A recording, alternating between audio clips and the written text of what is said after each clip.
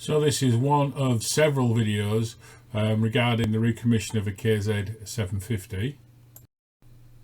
The video shows how I have chosen to change the filter and the oil. It is based on what's in the official Kawasaki manual.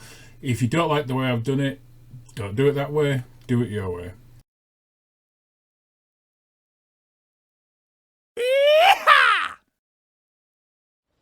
So we're looking to change the oil filter on this 76 KZ 750.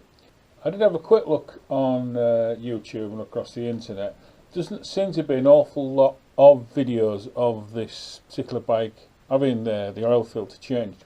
So although I didn't really intend to do a video, I'll just do a really quick one now. First stage is to obviously get the engine cover off. A little bit of a bear, not a lot of room to manoeuvre, and I think it hadn't been off for a long time, so just sort of gently catch the monkey, but we got there in the end. Okay, so we need to then take out this drain bolt. I have had the bike overnight with the main sump drain bolt undone, so it's been draining overnight. I'm going to resist the temptation to use an impact driver, because if these bolts have been in a long while, they do tend to stiff it, and I'm not keen on using the impact driver because it tends to break things, although I do like an impact driver. You can see that this one's been damaged. Now the reason I've got it on a T-bar is that I can just sort of move a little bit backwards and forwards. Yep, felt it go there, so then we can then just spin it off. You can probably see there's a fair bit of damage to that bolt head. So same again, we'll use a speedy bar.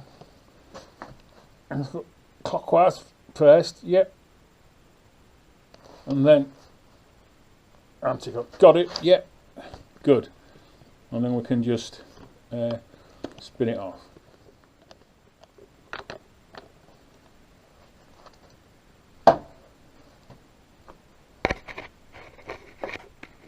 Okay, what have we got? Okay. Yeah, I just had to tap it slightly to get it past this washer. So I'll take this out, and we need then to remove this washer or this O-ring. So if we compare the new O-ring setup against the old one, the profile on this O-ring has certainly been flattened. I don't know how well the camera will pick it up, but yeah, so we'll toss that and we'll certainly go with the new one. So I've greased it up just a little bit.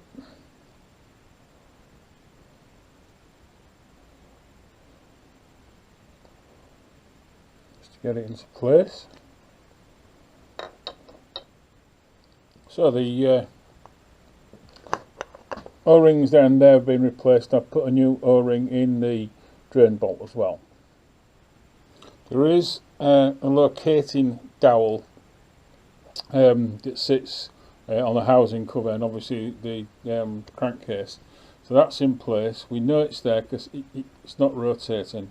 So we can now put this one in. Got those finger tight at the moment.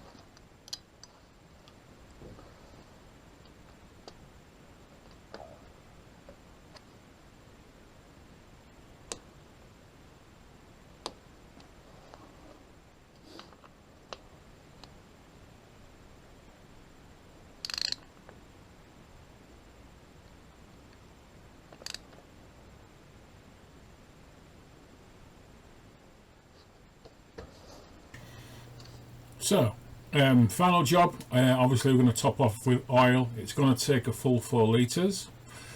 If you found the video useful, please hit subscribe, and also look out for the other videos in this series, and well, bye for now.